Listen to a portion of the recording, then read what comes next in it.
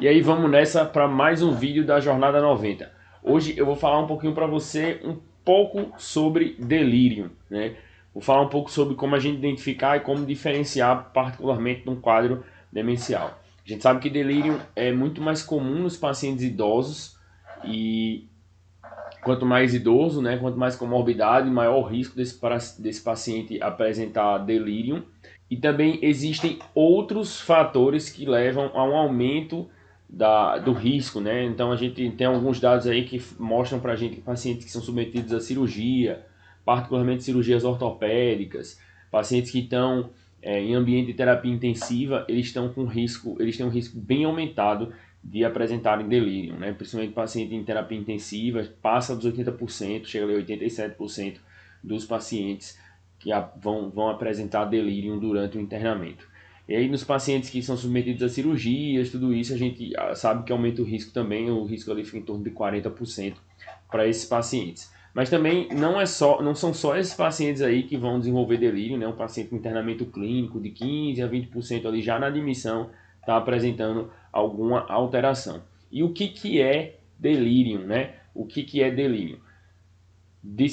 O nome parece com delírio, né? Mas o delírio é uma alucinação. A gente diferencia o delírio de uma alucinação e o delirium ele é uma alteração do conteúdo da consciência do paciente, basicamente. Então o paciente vai ter uma alteração no conteúdo da consciência, pode ter uma alteração no nível de consciência, mas ele particularmente vai ter um déficit de atenção. E esse déficit de atenção, ele é agudo e flutuante. Então é o paciente que durante o dia ele vai piorando do quadro dele. Então é um paciente que ele começa um dia, tá bem, tudo, daqui a pouco no final da manhã ele tá alterado, agitando, não consegue prestar atenção nas coisas que você fala, então você pergunta.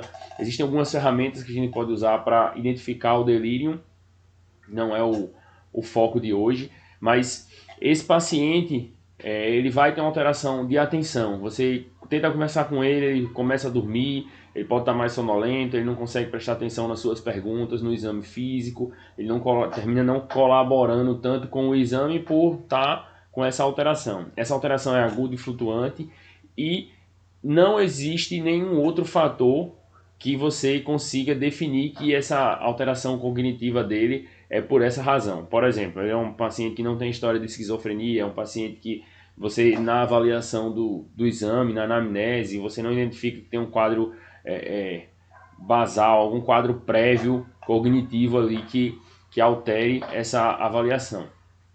E também ele vai apresentar, além disso, né, além de não existir uma patologia, uma alteração que justifique essa alteração cognitiva, vai haver um outro quadro, né, uma outra situação clínica que você suspeita que está levando aquele delírio. Por exemplo, paciente com infecção, um paciente que está apresentando febre, é um paciente que está internado agora, é um paciente que tem um internamento eletivo, como eu disse, para fazer uma cirurgia, mas aí essa foi uma mudança do cenário, uma mudança do normal dele. Isso aí tudo pode levar ao delírio.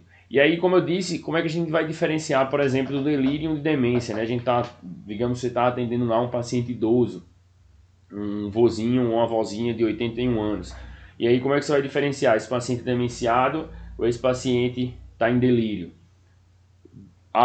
Por definição, como eu disse, o delírio é uma alteração da atenção em que o paciente tem um nível flutuante e existe uma situação clínica aguda que levou aquilo, ou um internamento, ou um quadro infeccioso, e aí você vai, pela anamnese, você vai definir, né?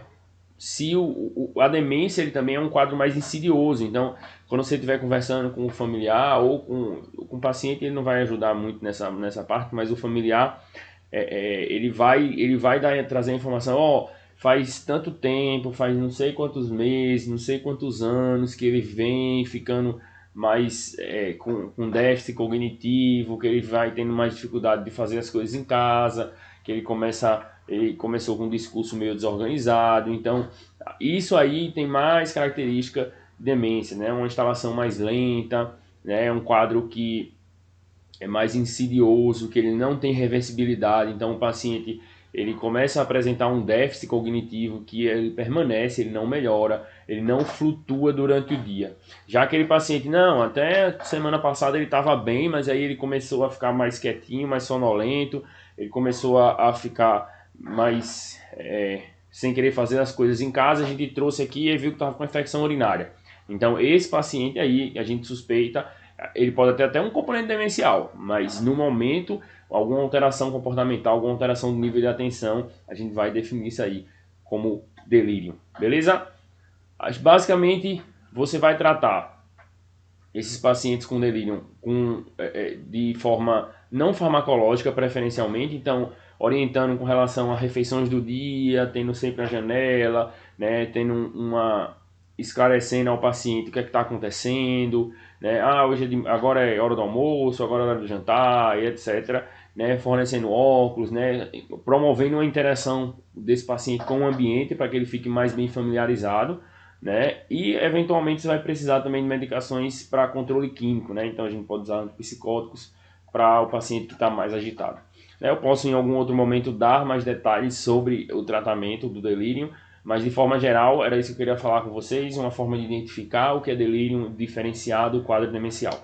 Espero que você tenha gostado, espero que você tenha aprendido algo novo, tenha ficado presente para alguma situação nova e que tenha acrescentado para você. Se você curtiu esse vídeo, compartilha com algum colega, né, para que todo mundo possa aprender junto, todo mundo crescer cada dia mais. Se ficou alguma dúvida, deixa aqui nos comentários que eu vou ter o prazer em responder para que tudo fique o mais claro possível. Se você quiser deixar um comentário também dizendo que curtiu, que achou bom, que gostou, etc., a gente acha massa também, então pode deixar, que isso aí é muito legal para a gente ver que está fazendo algo bom. Então era isso aí que eu queria falar com você, até o próximo vídeo.